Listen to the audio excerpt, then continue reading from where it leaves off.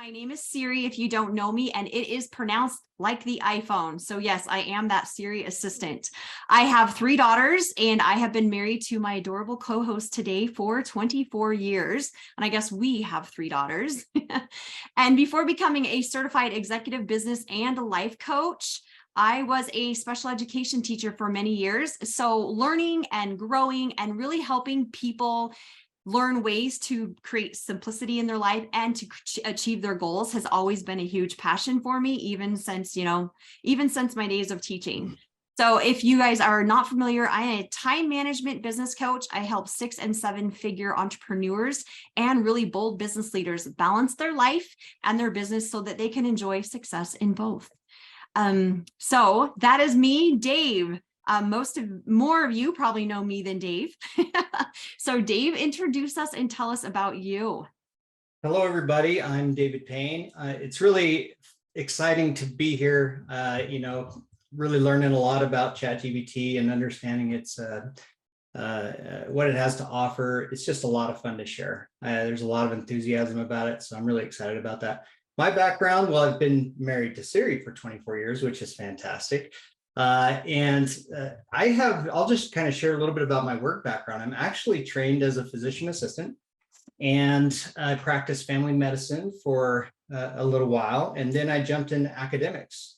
And through the course of my academic career, I ended up ultimately starting 2 new PA programs. I started a new PA program at the University of Charleston in West Virginia, and then I started a PA program at Rocky Mountain University of Health Professions in Provo. And simultaneously, while I was doing all of that, I was kind of becoming a self-taught tech geek. And so I would taught myself web development, programming, and data analysis, and on and on, you name it. I have developed a really deep and broad expertise in that. I was doing a lot of really cool technology things with the program that I had started at Rocky Mountain University of Health Professions. And as a result, there was interest about 5 years ago in starting a technology and innovation division. And so then I took on a vice president of technology and chief information officer role, and then started that. And so over the last 5 years, I've essentially been growing that. I'm currently now transitioning from that into doing entrepreneurial things. I'm going to be starting a higher education consulting firm, higher education technology consulting firm.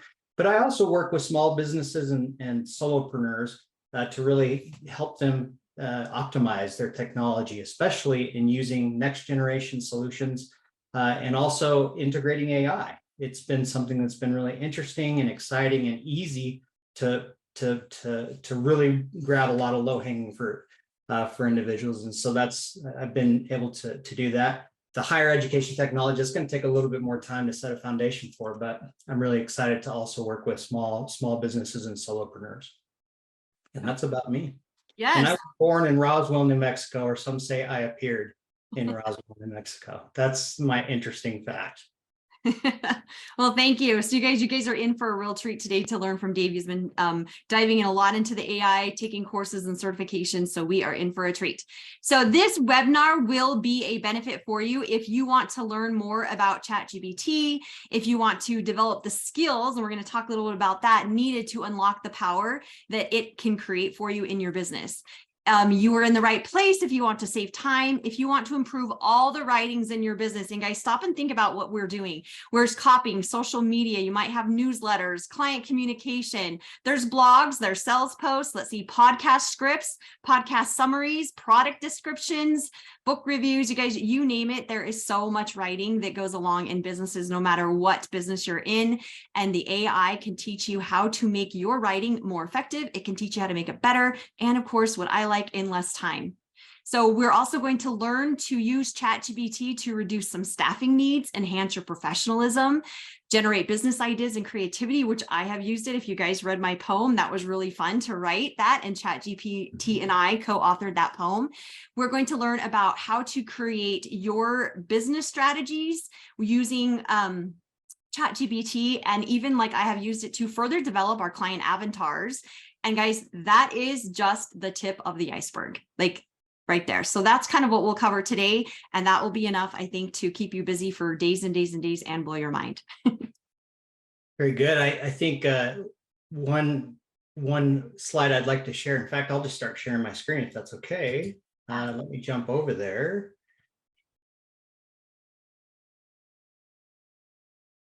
All right, just to double check, is everybody seeing that screen there? Yep, it's good. Great. Okay, so here it is. Now, I don't know how many of us are Seinfeld fans, but can everybody see that little GIF of Cosmo Kramer?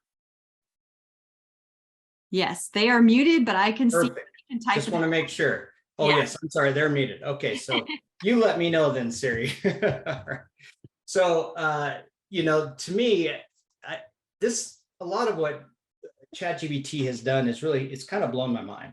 And I know that for a lot of people, it really has blown their mind because, there's a lot of technology stuff that comes and goes or comes, and maybe it's just at a maturity level that really is not that kind of mind-blowing thing yet. And it needs to take quite a bit of time to get to that. Well, ChatGPT surfacing at this point in time, it's actually been in the works. There's been a lot of work going on for years in this area, but it finally got to a point where there was this mechanism that it was able to be surfaced to regular, normal people that are not technology geeks and nerds and stuff. And there's that mind-blowing moment. So what I thought would be fun to start with is asking Siri to share her mind-blowing moment. What was that whoa moment when you said, oh, wait a minute, this thing that Dave is showing me is not just, some little any old technology, but this is something that could make a big difference. Let's see. I know this is gonna sound cliche, guys, but literally, honestly, and truly, it's every other day or every couple of days, right? I'm literally blown away by like what it can do. But I remember one of the first ones is our daughter received a private donor scholarship for nursing school. And so she's like, I have to write a letter to the private donors thanking them for their stuff. And it's something she has to do like every quarter. And so Dave's like, I have something to show you. So, we come into the office and he's like, what are some of the facts? So she writes their name, writes like, thank you for the scholarship, writes some facts about what she's been doing and how her semester went and just stuff like that. And then said, write the letter to these people using like very language that's full of gratitude and, that kind of stuff. And then immediately it just spit out, honestly, the most beautiful letter. She said she changed a few things just to really personalize it, but for the most part, it was the most beautiful letter and all she had to do was just think of the facts, like what do they need? What do I need to convey? And then it gave the time to make elegant. So, but really every 4 or 5 days, Dave shares something with me, or I've used it myself. And I'm just like, seriously, it did that. So. Yeah, I love that. That was a lot of fun when we did that. And the first thing I thought about was the barrier that was lowered to get something done. Because when you think about all of these things you have to do, that's one of those. Like, I want to send a thank you letter because that's important to me that I send them a thank you letter. And, but that's just one more thing on top of all of this other work I have. So for a tool to be able to just immediately like lower the barrier and make it easy to just get rolling, and then to have 95% of it done like that, what an amazing tool. What an amazing opportunity to really increase your productivity. And so to me, I was thinking less about the fact that it was a nicely written letter, more about the fact that it really accelerated somebody's ability to just jump into it and get it done versus having that, I'll do it later. I'm too tired. So I really love that. The whoa moment I will share with you is One more, I totally forgot. Oh, go ahead. Share, just because hopefully, and I'm sorry to interrupt, you guys have been reading some of the emails. And like when we're wanting to launch something or talk about something, it's just like we're so excited to share it, but it's the email sequence, it's the selling it, it's all of that. Sometimes that takes a long time and it's not as fun. I just guys want you to know that I use ChatGPT to create this webinar, and I didn't do a whole lot of tweaking just because I wanted it to be almost pure. This is exactly what it was. I would have changed a few things. It got a little too humorous for me, a little too sarcastic. I would have taken some of those things out, but I left most of it in. And so I had like 6 social media posts.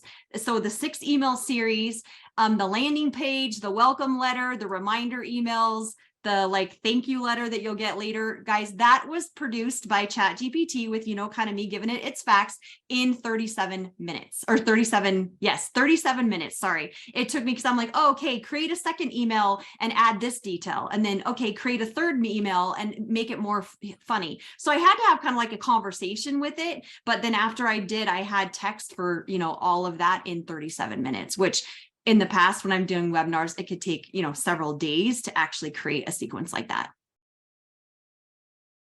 Great, thank you. Yeah, I can't even imagine being able to do all that in 37 minutes. So that's incredible. The whoa moment for me was when I started challenging it to do sophisticated educational writing. And so my background in developing programs and developing curriculum and so on, I was really interested in seeing, okay, well, let's see what this thing can do. And by the way, we're going to show you these examples later. So you're going to see all of this, but I wanted to share because I was so enthusiastic. I actually have been doing a lot of learning about something called ontology and becoming an ontologist. And so I was like, I wonder what are the major 10 competencies one needs to achieve in order to become, a successful ontologist. And bam, it just lists these 10 out. And that, to me, I wasn't impressed with that.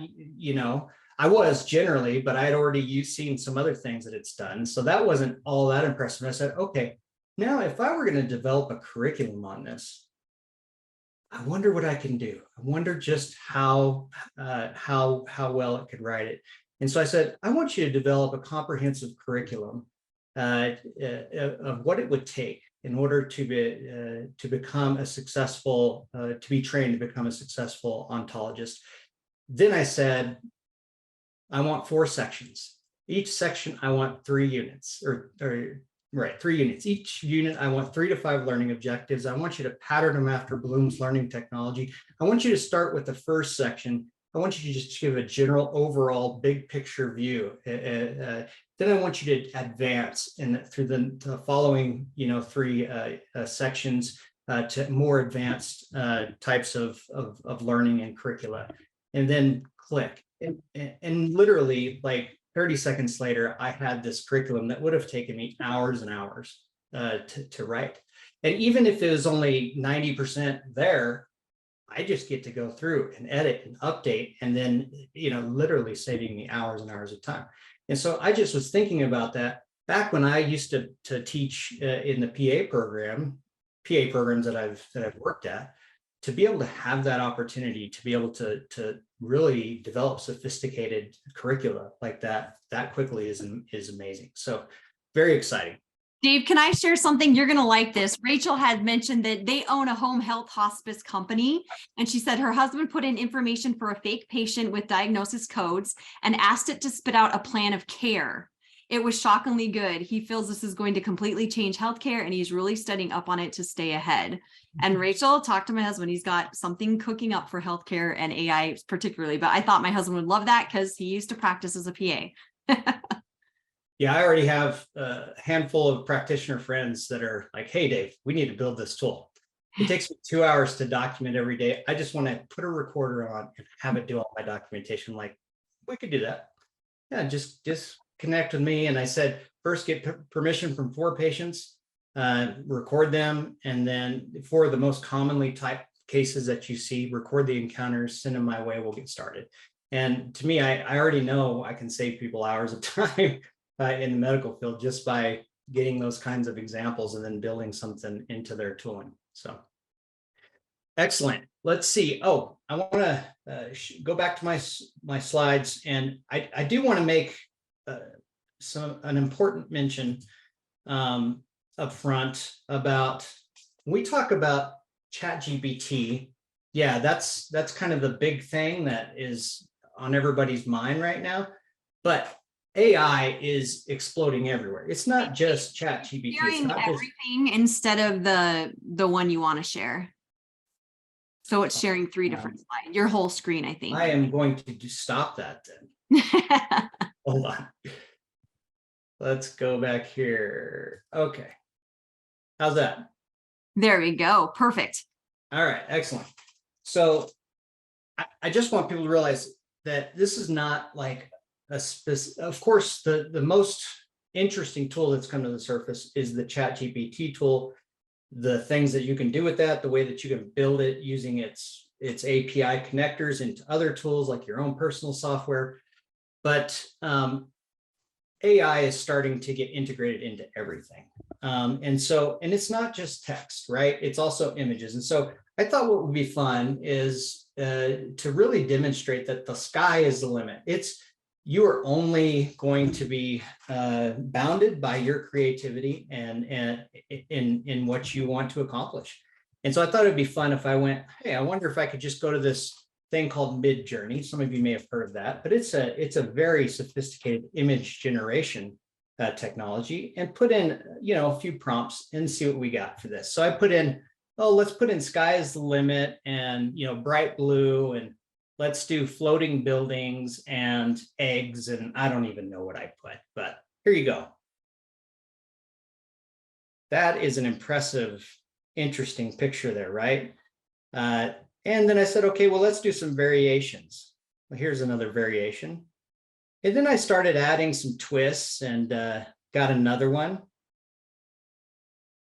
And then here I said, well, let's get even more creative. What if we had flying cows in the scenario?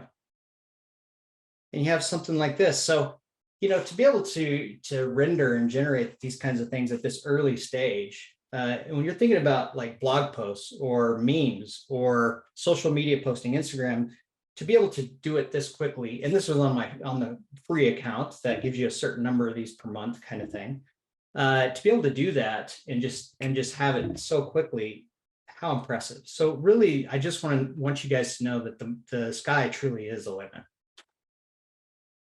Thank you. What I get asked a lot when I try to tell people about, chat AI or chat GPT and the AI, these are some of the people that are hesitant. They're like, isn't it kind of cheating, right? Will it replace my thinking? A lot of people are afraid it's going to take over the world. Is it going to make us, right, or our children? Is it going to hinder our learning, right? But what I like to tell them, and what I want to tell you guys today, if you guys are having any of those thoughts or ideas, or you get up against them in your conversations, is that, as Dave was just mentioning, ChatGPT, that's gonna be hard for me today, sorry guys, is a very powerful tool. And I believe it's a teaching tool, and it can be one of our greatest teachers, but its power is only unleashed by the user. When I tell you. Sorry about that. So just like a baseball bat is what I was thinking, like the baseball bat is powerless until it's picked up, right? And the bat itself has greater power when a person that is more skilled is using it. So just like a baseball bat, this tool of chat, the more you know, the more you learn, the more you practice, the deeper your skill level will be with ChatGPT, and the more it can do for you. So we are just just like a baseball player, get to access it as a bat. And as I was writing that thought, this came to mind. So I want Dave to play this little tiny clip for you guys to just reiterate that it's a tool that we can use to make us more powerful.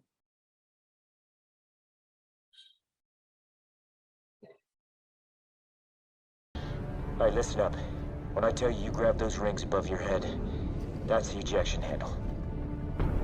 Mav, can we outrun these guys? Not their missiles and guns.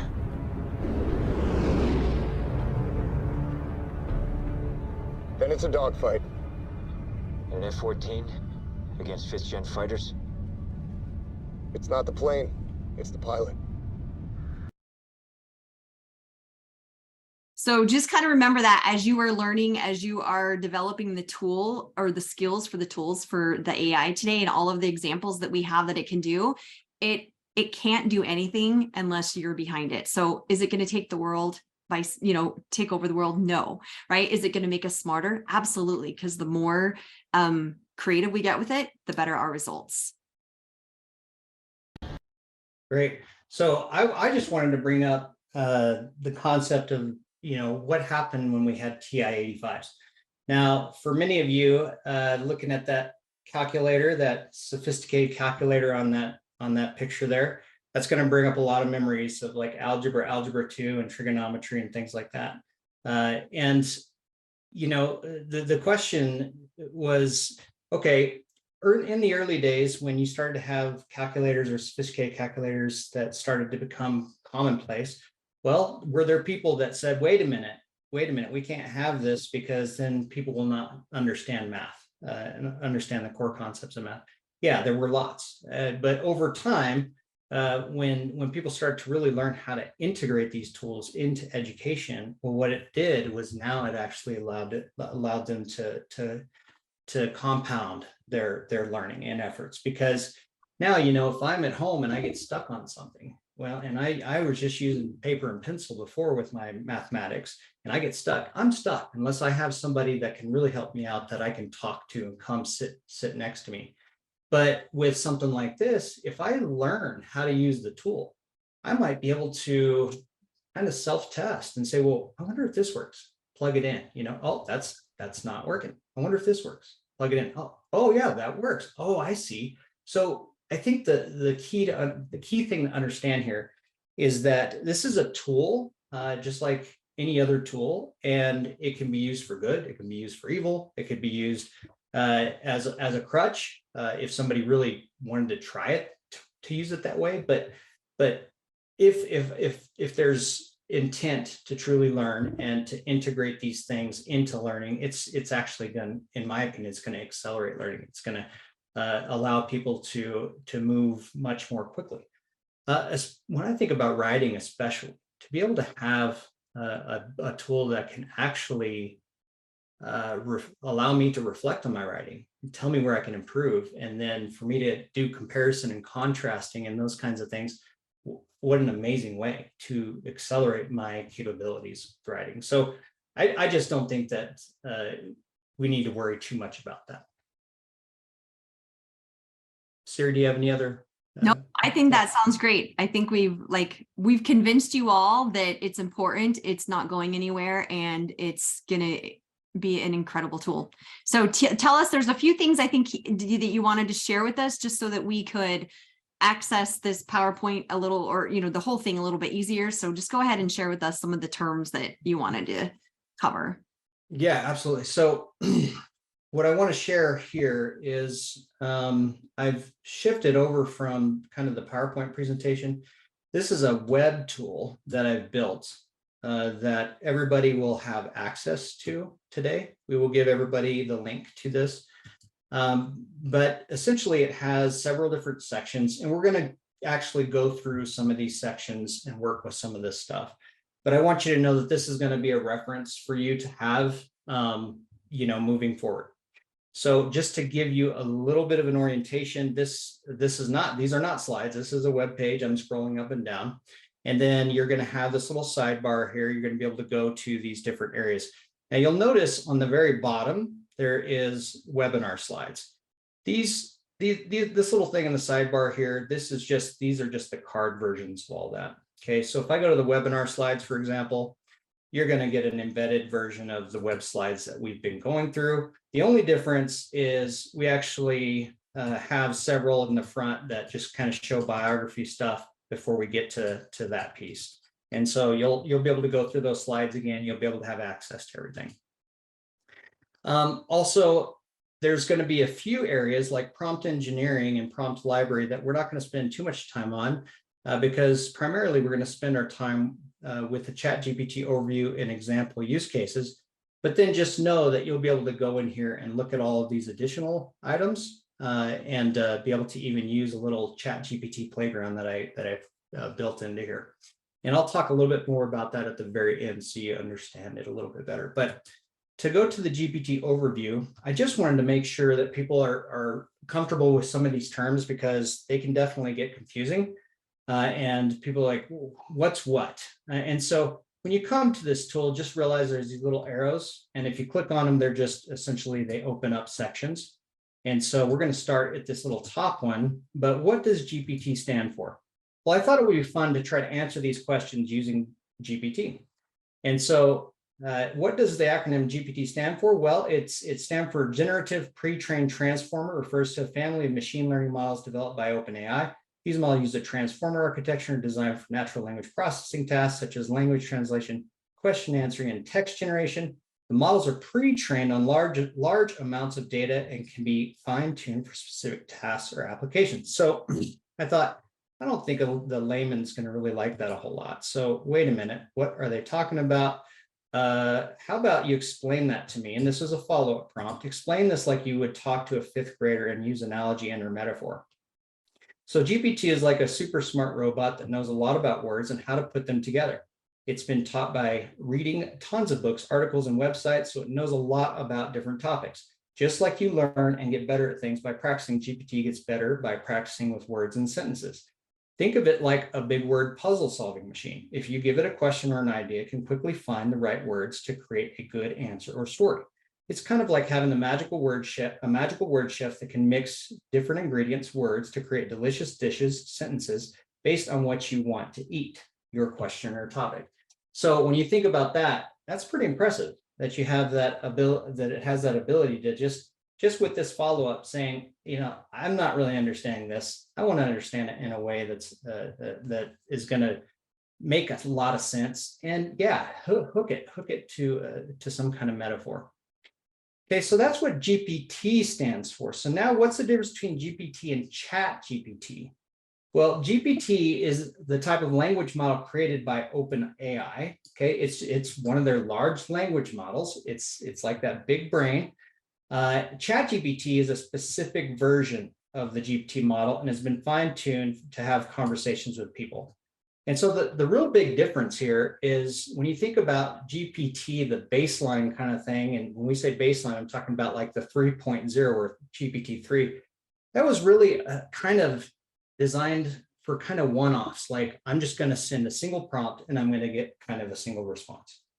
Versus ChatGPT, the idea is, no, we need to keep re-referencing all of the previous material in a chat session. So when you're asking, ChatGPT is all about, okay, the conversation back and forth, but then the ability for ChatGPT, the model, to reference everything that's been said within that stream. And so suddenly it's like, wait a minute, it has a lot more context. And so then it's much more natural to be able to kind of learn and then progress through a series of question and answers to understand what you need to get out of it. And so as a great example, this right here was actually the follow-up response to after I had already introduced the concept of explain it like a fifth grader. So it continues to do that. Like you'll see, it's like a big brain that's really good at understanding and generating text. What if, and I said, wait a minute, what if we asked the above, but we created a new session so it didn't have this history back here? Well, what it does is right down here, ask the same exact question, but without the chat session. Well, it goes into more jargon and not at that fifth grade level. And so you can see by using it and by especially kind of in a sense priming it and telling it what your expectations are and how you want it to respond and how you want it to engage with you, you're actually going to get a lot more quality out of the interaction. And then finally, I wanted to just quickly share with you what's the difference between GPT-3, 3.5, 3.5 Turbo, and GPT-4. Well, when you think of GPT-3, really, by the way, it gives, if you were to predict, as this is kind of funny, it's like, because it was only, the model's only been trained up to September 2021, the response it gives is that, well, actually, there is no official 3.5, 3.5, or 4 up to the point of my training. And so, but however, these could potentially refer to unofficial or hypothetical future iterations. And so it was kind of fun to see that. But here's the non-robot response since it couldn't answer that for us. When you think of GPT, it's really kind of the foundation of ChatGPT. But it also is just inherently itself can just kind of be used to just kind of do one-off kind of questions, kind of like we had talked about, question and response. 3.5, GPT 3.5 is really kind of the model that they kind of gave it the label of that's used for ChatGPT that has that fine tuning and for that chat experience and that remembering. The turbo version is just essentially taking 3.5 and say, okay, now we need to optimize it for speed. And so that it's much faster, much easier to use. Finally, GPT-4, think of that as like a next generation model. So it's not, we're not just fine tuning, we're not just optimizing 3 anymore. We're now moving to an entirely kind of next generation model that has a lot more capabilities. And so I think that probably the best snapshot way to think about this is a legacy 3.5, which by the way is the original 3.5. The reasoning, okay, let's give it 3 out of 5, like speed 2 out of 5, conciseness 1 out of 5. Well, when they bump to turbo, okay, reasoning stays at 3, but speed jumps up to 5, conciseness is now at 2. But GPT-4, oh, wait a minute here, reasoning all the way up to 5, conciseness 4, and then speed is at 2. And then so what you'll probably see is we'll probably see a 4.5 that is now being fine-tuned even more. And then ultimately, you know, you're going to have a lot more speed. And so that's kind of just some of those differences and nuances. If you have any questions on that, please, you know, feel free to throw them in the chat. But I just want to make sure people realize the difference between GPT and ChatGPT. The only other thing I wanted to talk about was just these two terms, prompt and prompt engineering. The prompt is really, what am I giving to the chatbot to then respond to? So that's the initial text that you put into the model to receive a response, okay? The reason that this is such an important term is because prompt engineering is really kind of the art and science in a sense of designing a really great prompt so that you get back what's really great, what will be ideal for you to get back. And so the better you become at quote unquote engineering, and it sounds scary, but it's very simple. It's the better you get at really kind of priming, really explaining what you want, the more quality of responses that you're going to get. Okay, this is just a little bullet list. I'm not going to go over that. You guys will be able to review that on your own. All right. Any comments from you, Siri, at this time on those terms? No, I just say, let's get started. Let's start seeing the value of what, you know, people are doing with ChatGPT, particularly like what we can be doing for ourselves and our business. So I'm going to have Dave pull up our first slide. I was just asking it for, let's see, the content creating, let's see, where are we at? Which one? Generating content it is. Yep, that's a good one. Okay. So Siri is going to share a little bit. By the way, that thank you letter that our daughter wrote, it's right here. So feel free to look at that when you guys jump onto this little web tool. That was what Siri was referring to earlier. So I'm going to try to blow this screen up just a little bit to make it easier to see. Perfect. All right. So what I wanted to share is, you know, we were just playing around with it on that same day. So, you know, quite some time ago. And I just asked it, like, what are 3 things that busy moms can do to have more free time? Right. And so then it mentioned these 3 really great ideas. But then I decided, like, maybe I don't just want to work with, so if you can, so I guess I could tell you, you know, delegate, make a schedule, you know, cut unnecessary activities, right? Like things like, okay, I could have come up with those. I loved the way that it mentioned, you know, like ideas for those things, which was great. But then I said, can you give me some more specific examples of cutting out unnecessary activities? Like, what are those? Right. And so then it gave me more and more and more. So like when we have some vague ideas, or when lots of times, whatever it is that our business is around, lots of times it's about like our zone of genius or our strengths. So we aren't pulling them apart as easily. We're just like, oh yeah, cut out unnecessary activities, but what does that truly mean? And so we are able to have this value of having more of a desire of what like our ideal client needs without having more market research. We're able to really see the strengths in our own business and the things that we know, because we are able to ask, you know, those questions like, well, what are examples of that? And then look, the morning news and social media, and saying no to unnecessary commitments. And when you say that, or when you read that, for me, it's like, oh, now my brain is naturally just going to, here are some more creative ways that we say no, or here's what it looks like when we say no to things that we really mean to say yes to. So it gave me ideas, but then I could have written like an entire, week's worth of content or blog post just on each one of these. And so it allows our brain to really get fired up and excited about the response and then turn it into our own response, for lack of better words. Great. And then you wanted to even tailor down even more. So you asked it this.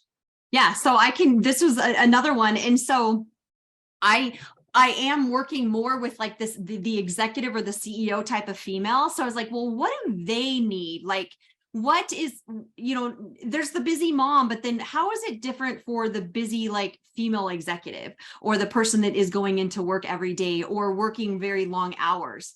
And so I said, like, what are some ideas that they can do to stay involved in their children's life? And then it just goes, here are a few ideas for the female executive, because that's what I put in. And then it gave ideas that are both great for both moms, right? Or the female executive who is also a mom. But what it did for me is, what I noticed is it really allowed me to have, again, market research without having to have the market research. I didn't have to go ask 30 female executives of, like, what are some things that you wish you could do to save time? Or what are some things that would help you save time? The ChatGPT was able to tell me, oh, talk about more technology advances. Maybe that would appeal more to the female executive than maybe the mom that's growing a business. Set clear boundaries. Like, I love how it used that word. It kind of elevated the word. Before it was like saying no to unnecessary activities. Then it brings it up, set clear boundaries, right? So it up levels my wording, it up levels my vernacular, so that I can, up level and talk more to my ideal client. Prioritizing tasks, delegating tasks. That's something that I would have talked about, like in like a mom setting, hire out, do without, hire a house cleaner, or, a meal prep type stuff. But look, when you talk about with this female executive, it gives you like different ideas. And I could say, what are some of those tasks that they would want to delegate out? And it gives me ideas that maybe I'm not even totally aware of that exist because I haven't used them. So then I can go learn about them and think, okay, how can these be more useful or successful ideas for, the female executive or the female entrepreneur? So anyways, I just think that it gives us market research without having to have market research, and it up-levels ourselves, up-levels our ideal client, the way we're speaking to them, the way we're attracting them, the way we're talking to them. And that in of itself is going to save tons of time, not to mention it's writing things for me. Great. I love that. And to me, its ability to really stimulate and get you rolling on these ideas is amazing. So I wanted to share about creating tables. So I thought, I wonder if it can create tables for me and organize things in such a way that would be helpful. And this could be like a table that you would put on a blog post. It could be a table that you put like for workflow documentation or business process documentation. It could be a grid, etc. But here's kind of what I asked it. I said, list the top 3 challenges that higher education academic programs face when preparing for accreditation. Well, great, right? Yeah, these are spot on. I can tell you, from having gone through several accreditation, this is absolutely major challenges: meeting standards for faculty qualifications, assessing and documenting student learning outcomes, ensuring compliance with regulations. So then I said, I wonder if it can do this. Create a table that lists accreditation challenges for graduate healthcare programs. In the first column, provide challenges. Then create a column providing more detail regarding each challenge. Then create a column that includes a strategy for meeting each challenge. Finally, create one more column that includes a key resource helpful for learning more. And so then I was like, oh, it's going to struggle with this. Well, watch what happens. This is a little GIF that I created.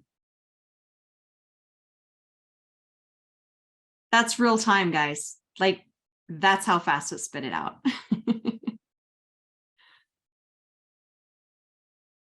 And so I love showing this, because when people start seeing this, they're like, whoa.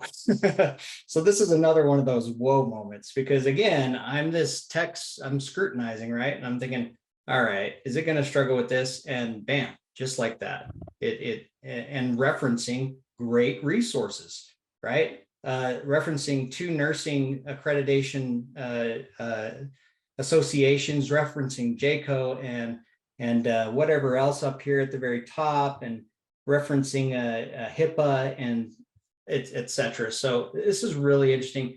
Since I've probably asked it to create 20 tables over the last several weeks, just because that's one of the ways my brain thinks. And so for me to be able to have it just create these tables real easily and then be able to copy and paste is just awesome. I think that just goes to show that, like, I don't know that we can iterate enough. The details, the depth, the more specific you are, the better questions you're asking it, the better responses that it's giving you. Absolutely. All right, Siri, how about you share addressing client objections? Okay, guys, this is a fun one. So I was in the middle of kind of upgrading my website a little bit. And so I just said, like, what are the common objections that executive women, again, like, I'm up leveling the client avatar without having to like really have 9 million executive women at my disposal. But what are some of the reasons why they may decline business coaching? And then provide persuasive arguments for the benefits that would outweigh it, right? And so they just said, like, I don't have time for coaching. And then it gave the argument why coaching is an investment. And it said, I can handle things on my own, which is like, is totally like, when I read that, I was like, yes, that's kind of what this high achieving women that I want to coach is. They think they can do or should be able to do everything on my own. Right. And so then it mentioned, yeah, you are very capable. You are very experienced. But then it talked about the value of a coach. Then another objection, I don't want to be seen as weak, right, or need help. And again, I was like, yes, that's exactly, high achieving people don't necessarily want to always be seen as that way. So I'm learning about my avatar as I'm learning about objectives. And then they talk about how coaching can give you strength, right, and courage and all of that. And it doesn't have to be a weakness. And then I can't afford it, right? We might have that a lot in whatever our industry is. We hear that a lot. And I don't know what to expect. Right. And so maybe that's like, oh, I need to remind them, I need to teach them like what it is to expect when they're in a coaching session or the overall results. Right. So it just allows us, like, yes, go back to almost like those primary answers of like why they can't afford it. They don't know what to expect, like teaching them all those things. But then I decided to get a little like silly. And we said, let's inject a little humor. And again, just as like Dave had mentioned, I didn't have to rewrite anything. It already had this context. So I just said, rephrase each of the above objections in a humorous way, guys. And this is kind of funny. So objection number 1, I don't have time for coaching turned into I'm too busy being awesome to find time for coaching. So can you imagine, like, on your website, if you're like, I know you're too busy being awesome, you don't have time for coaching. That might, right? If that's your ideal client avatar and you can really tap into them, you might want to use that. I can handle things on my own. I love this. I don't need a coach. I have Google and caffeine. Right. And I want to be seen. I don't want to be seen as weak or in need of help. And it rephrased it to, I'm too strong to need help, like a superhero without a weakness. Right. And that's kind of how we want to feel this high achieving, those women that want to be able to grow a successful business and be really great in their motherhood. They want to feel like they don't have any weakness. I can't afford it is I'm saving up for a unicorn. Coaching is not a priority right now. Or I don't know what to expect. I'm not sure if coaching is like a magic potion or a secret potion, but I'm not ready to find out yet. And so I thought I could take some of those, and there's already ways my brain was respinning them, wanting to work them to be a little more precise, but I don't think I would have ever thought about a magic potion or a secret potion. Like, I know you think that's just what coaching is, but it's not a unicorn, right? Here's the results that people are getting. And so just a way to allow a little bit of humor so your sales page doesn't have to be so like rote or blah if you want. And again, expanding your mind to talk in different ways and address different things. So that was really fun for me. Anything you wanted to add for that, Dave, before we move on? Just, I think I just want to reiterate, especially the whole concept of getting rolling, getting past the friction of getting started or getting to the next step in the work that we do. So, this kind of thing here, I want to have kind of a clever blog post or something clever to say about this. Being able to put something in this and then get these kind of ideas, maybe use something like this verbatim for like a blog post title or something, maybe not, right? But but to get it rolling and just how quickly it accelerates you getting into the flow and getting into doing deep creative work, meaningful work is such a big deal. And I think that I just want to really reinforce that idea. Yeah, I love it. So what we're gonna do, we have about 12 minutes left or so, but I'm gonna have Dave share particularly the next few slides, just to really even draw in a more specific point. If you guys can't tell already, Dave is very, very skilled in things that most people have no idea about. And because he has this very particular set of knowledge, like the word ontology, guys, by the way, that was not healthcare. It has something to do with computers. I don't even know. But because he has such a particular set of knowledge, and I wanted him to share these two things. I know that they may not be necessarily like what we would be using but I wanted to draw out that knowledge is power. The deeper and more powerful your knowledge is about a certain subject, the more powerful this tool can be. And I really believe that this is why AI is going to make us smarter, right? It's going to actually be the catalyst for a motivator for us to learn about certain topics so that we can even get greater results. And so because of that, I'm going to give the last like 10 minutes that we have left to Dave to just really share some very specific examples to allow your mind to go, okay, well, what can I do that is that masterful and creative in what I do in my business? So take the next two, Dave, and let's go over them. Okay, so creating an outline for a course. So this is actually one of that big whoa moment that I had. But I want you to really think about the level of sophistication of the prompt, right? Create an outline for a course one might take to become competent as an ontologist. Include 4 sections. The first section should be a very general introductory section that covers big picture concepts and principles. The following 3 sections should then go into more detail, and each should build upon the knowledge and skills one would gain from the previous sections. Divide each section into 3 learning units. For each unit, using Bloom's taxonomy, create 3 to 8 learning objectives that reflect the knowledge, skills, and attitudes a student would need to master the material. Now, if you had never developed like learning objectives or curricula, you may not even have any idea what Bloom's taxonomy is. You've never designed a course and really tried to break it out into different pieces. You may not be thinking along those concepts of, sections and units and so on. And so I think that's kind of what Siri's driving at is ChatGPT is not just this thing that's just going to do a bunch of work for you. It's all dependent on the input that you give it. If you can give it really great input that is connected to your area of expertise, you're going to get much better output. So garbage in, garbage out. Well, high quality in, high quality out. And one thing I just want to interject though, is if you don't know something and you need to know more about something in order to develop a really good prompt, you can just ask it, right? So are there any like formalized ways that educators use to develop like content? That might be like a very low hanging fruit way to ask ChatGPT. And then it might come back and say, actually, you can design learning objectives X, Y, Z. And then you can follow up on it and say, I want you to use that framework or that model and then do this for me.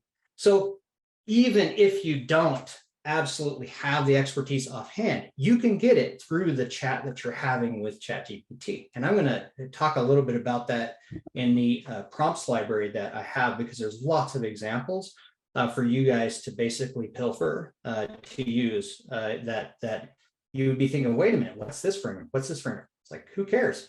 Yeah, you're going to learn. You could learn more about it if you want to, just ask a little bit, but using this framework, spit this out. And so it's very interesting. But anyways, I want you to see what it created. Created an introduction to ontology, unit overview, the role in knowledge management, the process of ontology development, foundations of ontology, formal logic and reasoning, ontology language and tools, data modeling in the semantic web, domain-specific ontology development, ontology design. I did not edit a single word of this, by the way. I just want you to make sure none of these we did. Evaluation and maintenance, and then advanced topics, natural language processing and knowledge extraction, etc. And what I thought was really interesting was you can see a graduation of increasing challenge within each of these. So it's kind of at this describe level, which is a lower level, explain, which is a higher more the mid-level, it didn't like use. And so a lot of times you actually see it saying use. It's like, oh, you're actually basically kind of giving me the concept that I need to develop an assignment around this too. And I could take any of these and then say, hey, let's create an assignment that challenges students to use machine learning and reasoning techniques to improve in ontology, and then go from there, right? And so to be able to just kind of just get rolling and then start work with this, that's just super impressive to me. Really exciting stuff. So let's see how much time. We just have a few minutes left. So what I want to do, just with the few minutes that we have left, is I want to make sure you guys understand what is available to you in this library. So we've kind of gone over this ChatGPT overview and this example use cases. Firing yourself is just kind of fun. If you have a moment, take care of it.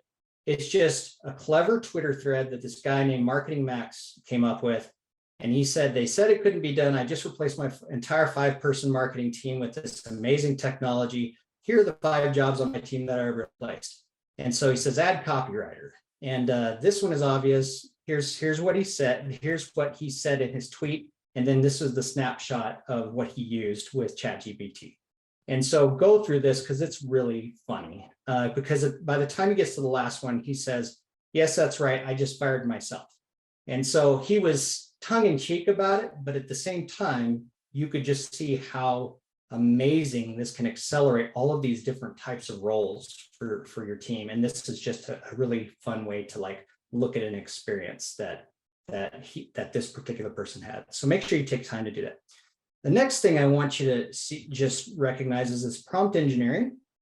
If you come into here, this is just kind of explains, oh, what is prompt engineering? Okay, this is a nice little brief explainer.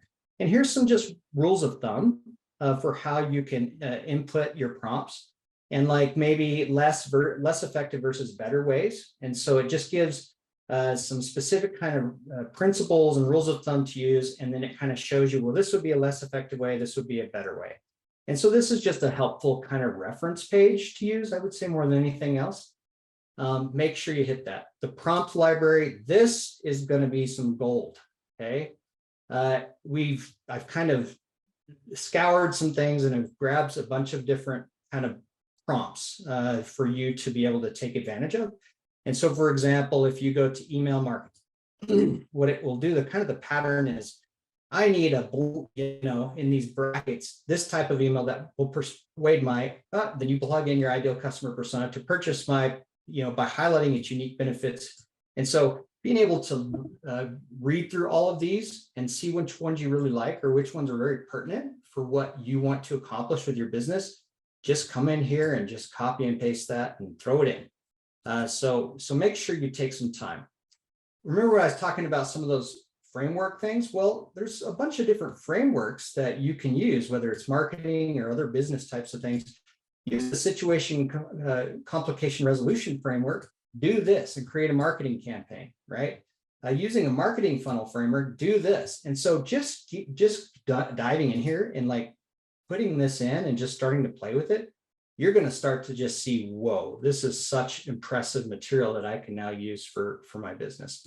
Mental models. Can I say something really quickly? Because you just said Yes. something. I don't remember what word you said. Go up a little bit. It kind of like, I don't know, marketing materials or something of that. Dave and I presented this at the retreat that I just recently hosted. And at that retreat, we also learned about our strengths. Like we took strength finders tests and looked at our strengths. And so we actually had someone that attended the retreat that wrote in like, these are my top 5 strengths, and these are my, this is my ideal client, and kind of gave some facts. And it says, create a marketing strategy and a marketing plan for me to use in my business that will really target these kind of people using these are my strengths. And it like literally just laid out like all of these ideas and things that she could do to create a marketing strategy for her business to really use her strengths, which I'm a huge fan of, and then also, captivate and really connect with her ideal client. Great. And, we've been very business focused here, and rightfully so. That's really the main point. But again, the sky's the limit with your creativity, right? This education section is really fun because it talks about what I like to say is kind of putting ChatGPT in a specific role that it needs to play with you. So I want you to be a math teacher. And now I want you to engage with me as if you're the math teacher, and you're going to explain these things in easy to understand terms, etc. Or whatever, a career counselor, an academician, a fallacy finder, an essay writer, an elocutionist, a historian, etc. But the point here is you can ask it to assume any role, and then it will engage with you as if it is in that role, or even a personality. If a personality has had a lot of writing on it, or has been in pop culture, for example, you can ask it to engage in that role, and it can be very, very interesting. And so I think that was another big thing that I wanted to share. So this last one that I have is this ChatGPT playground. And this is basically, I use the API, which is just a connector to use their tooling that they give you access to build into your own tools. And so I kind of just, for fun, created this little page that you can come onto. And up here it says role play as. And so you don't have to have any of these. This could be blank and this could be blank. That's the first thing to know. And then you could just say, list 3 important technologies for the future, right?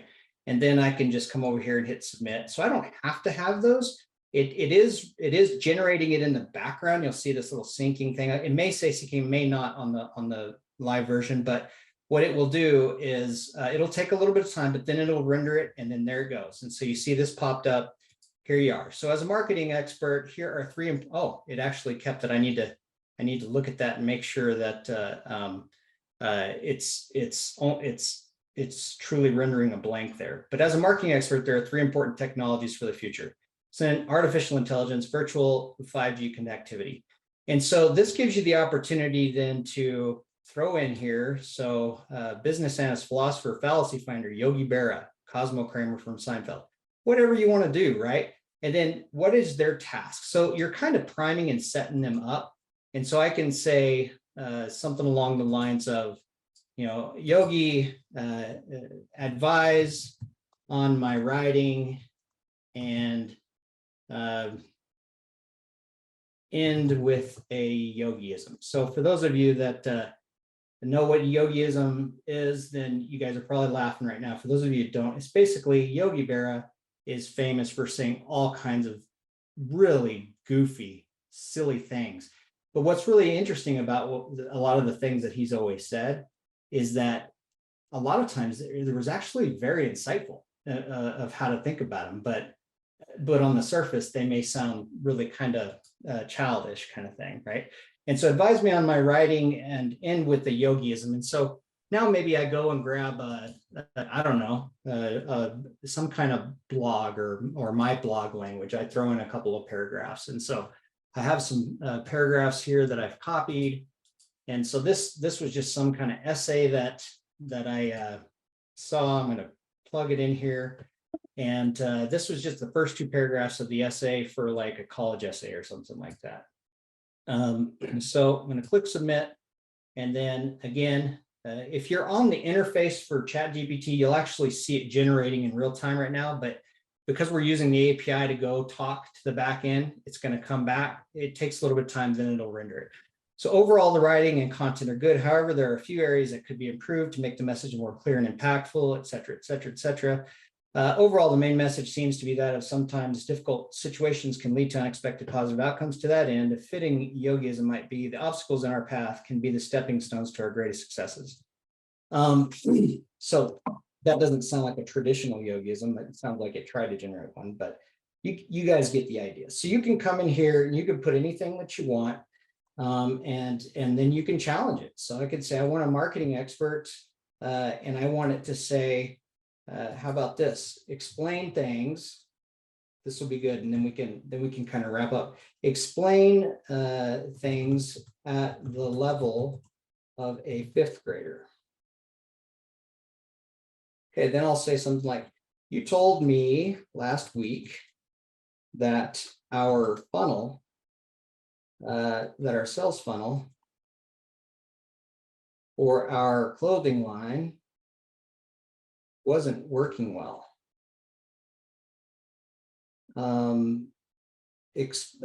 Help me understand that better. So you can see if you don't have certain expertise in certain areas, hey, I want to ask an expert. Click submit.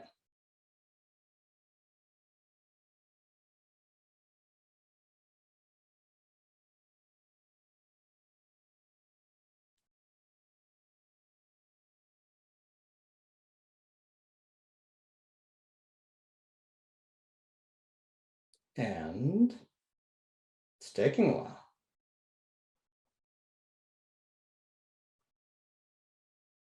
Maybe that's a good thing.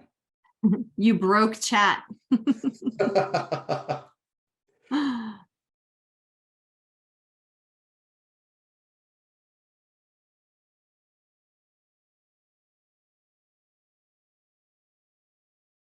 Well, let me make sure it's actually doing it. I wonder if we just got hung up on something there real quick.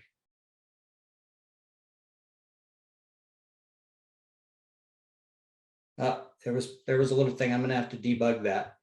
I was just finishing this little tool up this morning, so.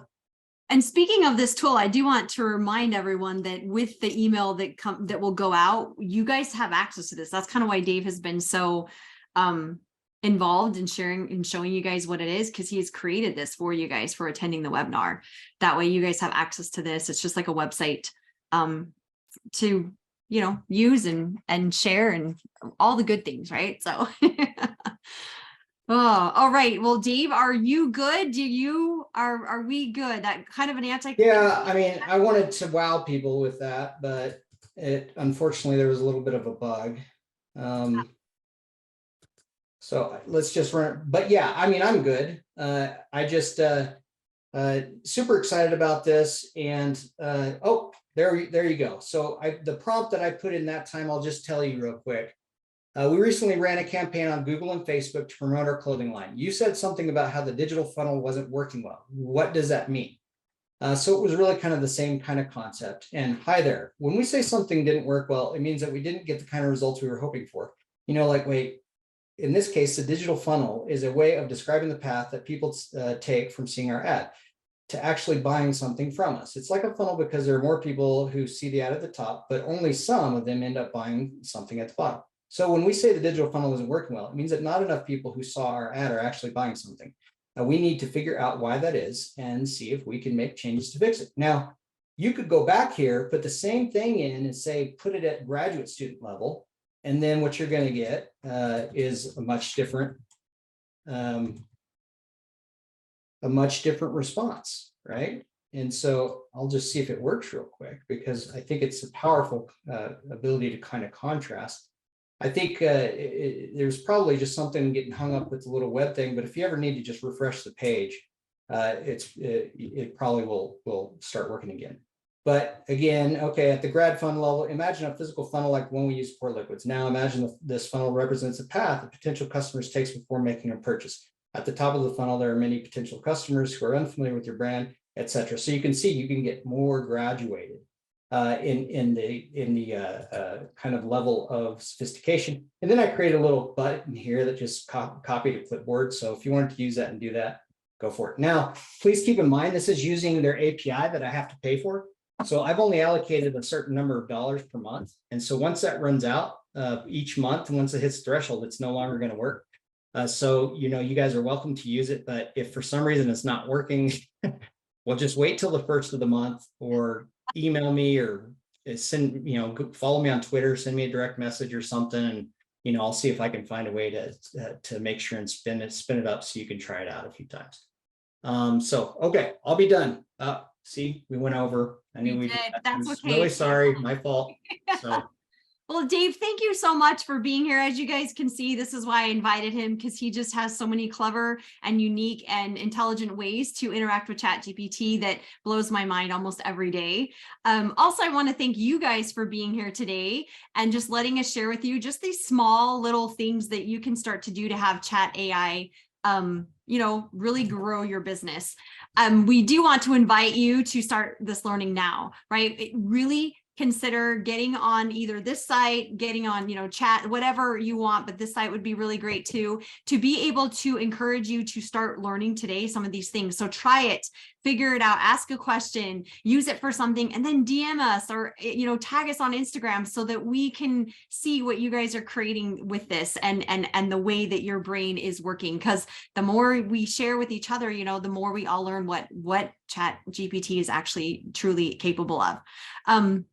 We do want to invite you guys to start asking your questions. That there's a few of them that I've seen that will ask, but start putting your questions down if you have anything specific. We're going to take the rest of that time for that. So as you guys are writing some of your questions, I just wanted to tell you just a little bit about my 5D Solutions program and some of the bonuses that we're going to offer you guys for being part of this webinar.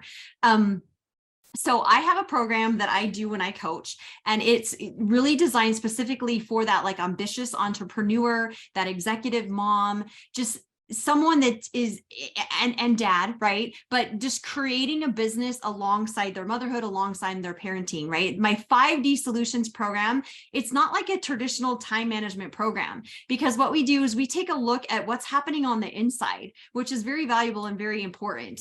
And then as we are looking on the inside and figuring out what's working for us, then we are going to allow ourselves to discover solutions, procedures, strategies, all of the things along that we need to really grow a successful business and really complement the life that you're wanting to create rather than competing it. And that's a lot of times when we feel like we are not getting enough traction in what it is that we want to gain, whether it is in our parenting, in our life, or in our business. It's usually because we have priorities that are complementing or competing rather than complementing.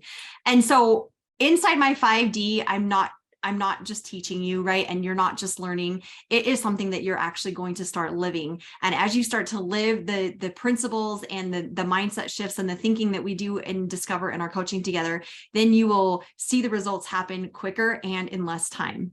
So as you can see the slide that we have here, for being part of this webinar, I want to offer you a head start on starting to save time and building sustainable business practices. That's kind of what I am all about. And so booking a complimentary consultation with me is something that I want to offer you. But here's where the bonus comes in. I will have Dave put in the chat how to book a consultation. But if you book a consultation with me in the next 20 or 72 hours, you can book it for March or April, right? You can go into April because I know we're kind of getting on the last half of March, but book it within the next 72 hours. Book it for March or April. We're just going to have a consult call. And then if you decide that on that call that you think that coaching may be your next step, as someone that has registered for with this webinar, I'm going to give you guys $1,000 off my coaching services, as well as a session with Dave. And this is something that's he's never offered before, is like one-off sessions. But in this strategy session, you can talk about how you can really particularly use AI to benefit you most in your business. You can talk about any strategic or strategy moves in your business, creating websites, app development. The sky's really the limit. Dave is a tech guru. He has done, I don't know that he hasn't done anything that you probably couldn't throw at him. So not only will you get to work with me for my 6-month package, but there is a strategy session that will come in, and this is only going to be offered through this webinar. So that's just what I wanted to share with you. And thanks for putting that in, Dave. I don't see any questions. So if you have questions, I do see some. Perfect. Dave, while we're just finishing up the last questions, can you just let us know where they can follow or how they can get a hold of you? I think most people know, like me, on Instagram, but how can we follow you? And there it is. The best way to follow me, you could definitely search me on LinkedIn. That's totally fine. But the best way to probably follow me is through Twitter. I'm getting a lot more active on Twitter, and there's a lot of exciting things happening in the world of AI and using it for business. In fact, there's been this recent thing that I'm actually kind of taking on the challenge. It's called Hustle GPT.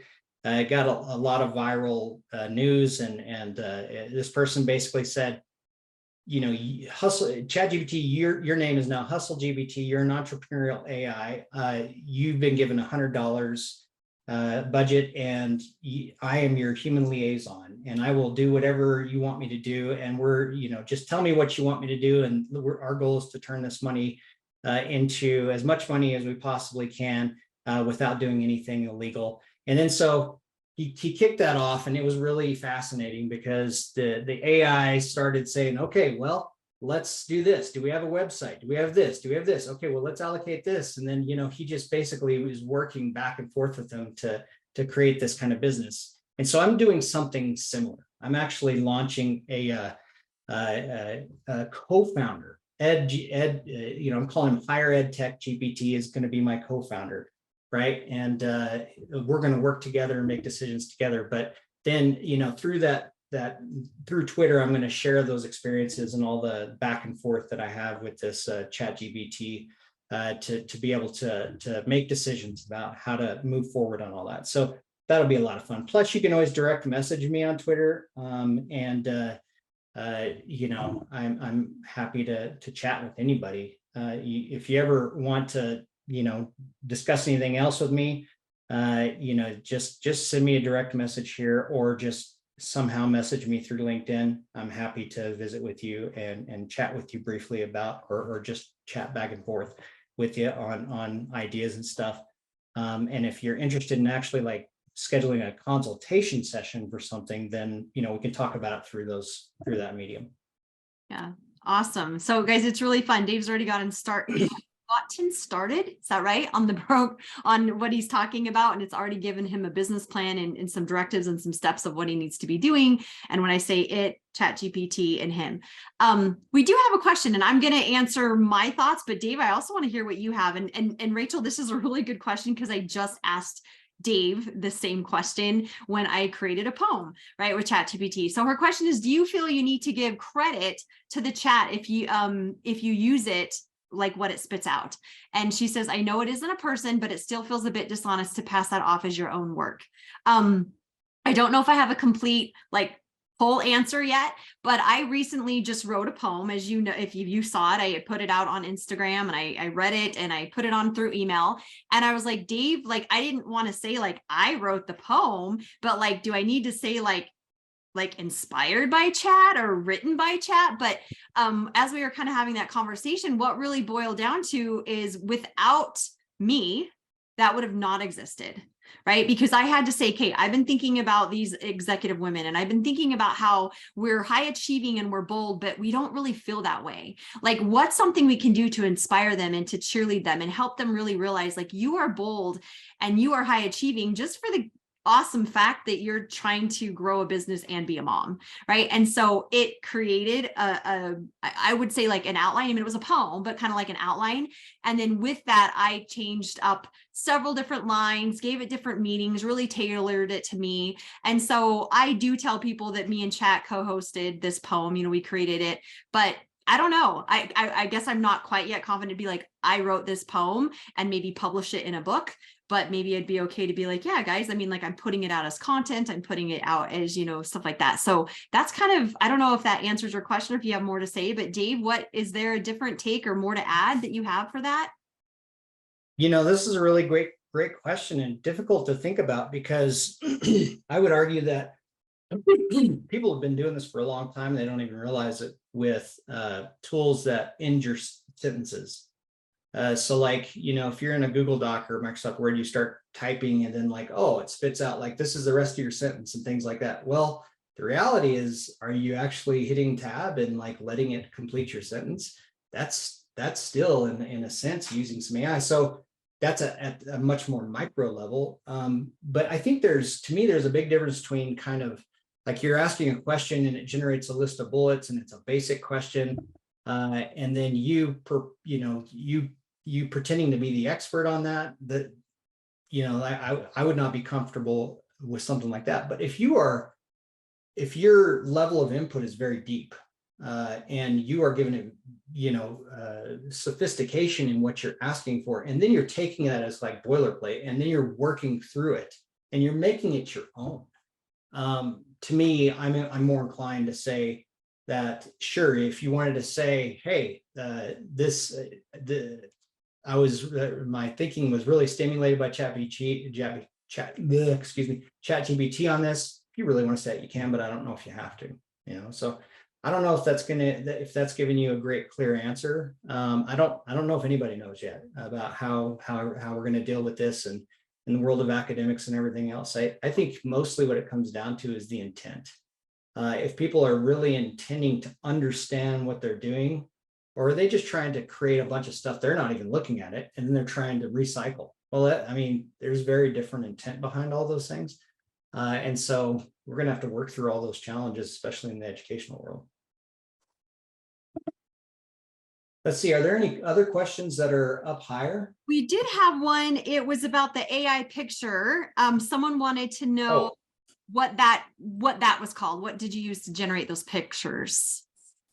Yes, I'm going to put it in the chat. AI images were generated using Midjourney.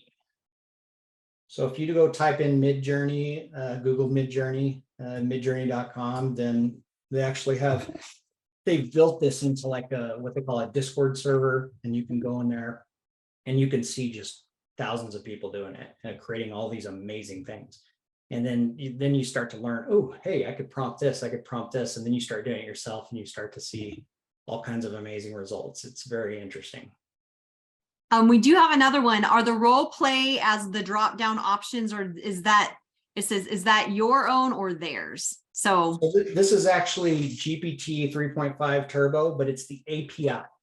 So the difference is that if I went to the OpenAI website, openai.com, I could establish an account, and then I, could have an interface that allows me to do the standard kind of ChatGPT way of using the chat interface.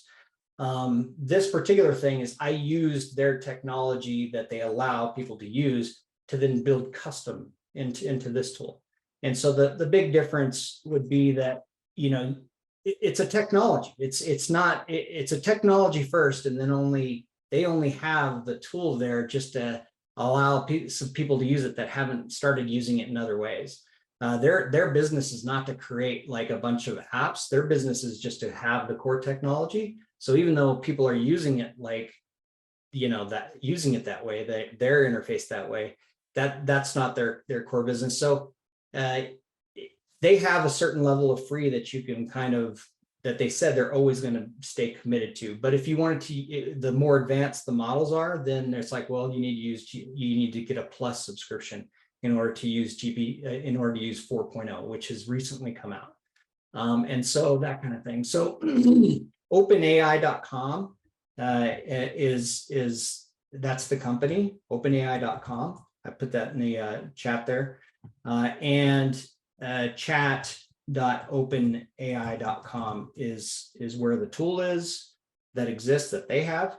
And its limitation is just, okay, you can create new sessions and then you just have a running stream.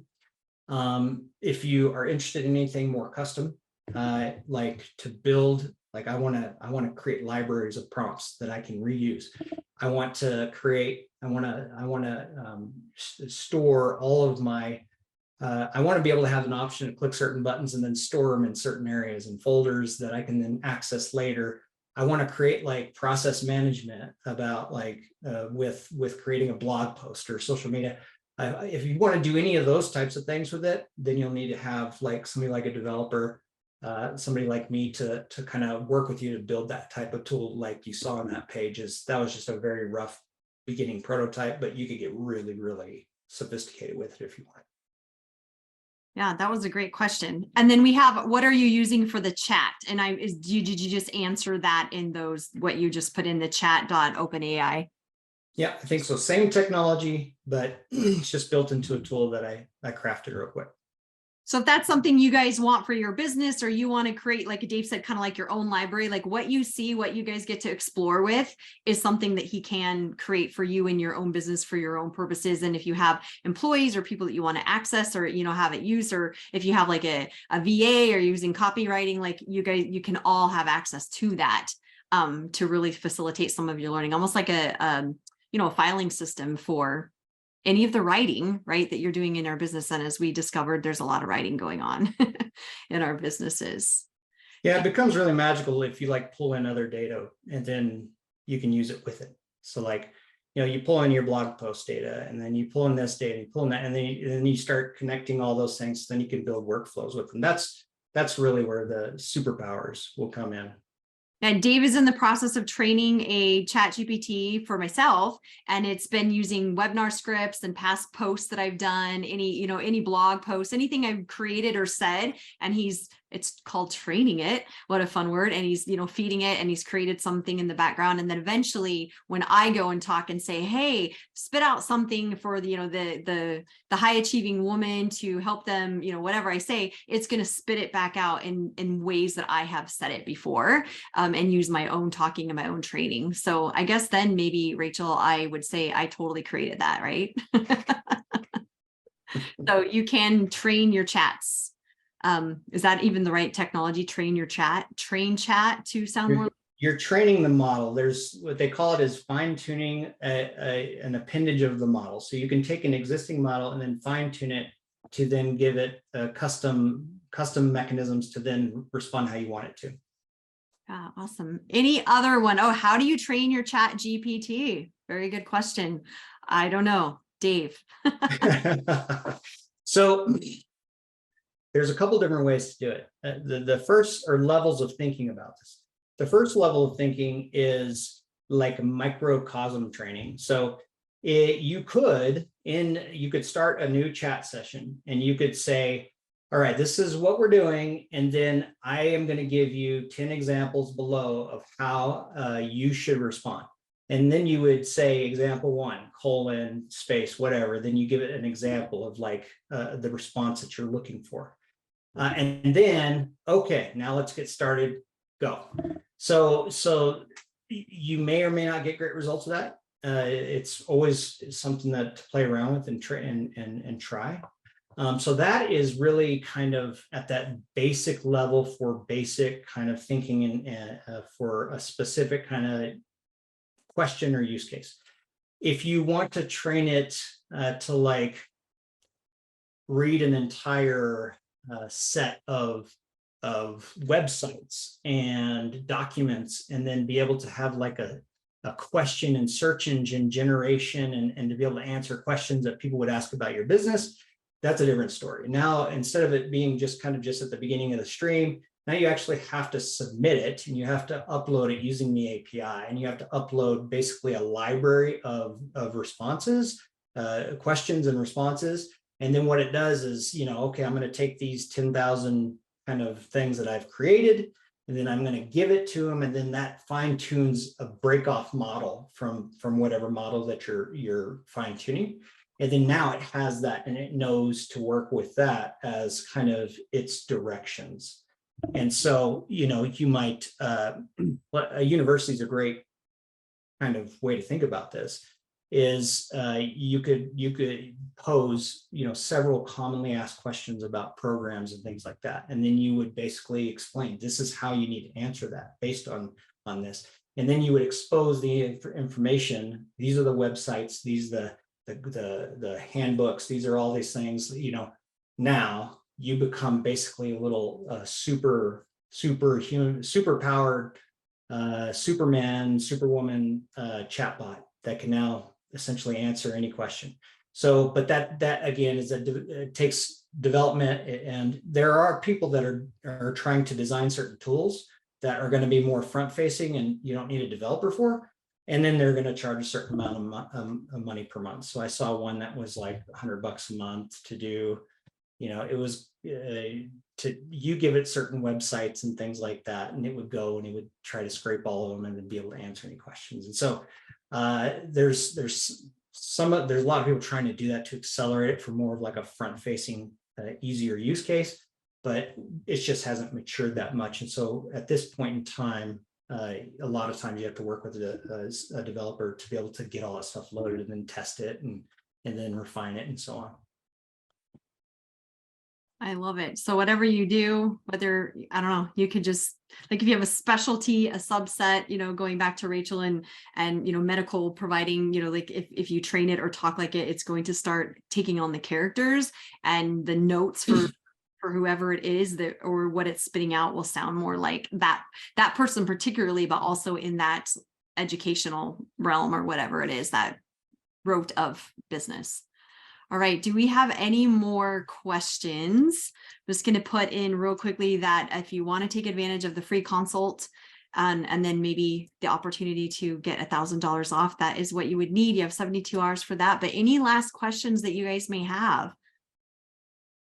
Is your mind blown? Can you, is it, are you like already Yeah, I was thinking? going to say, go ahead and unmute yourself and discuss or share if you want. Like, it doesn't even have to be a question. It could just be something you want to share.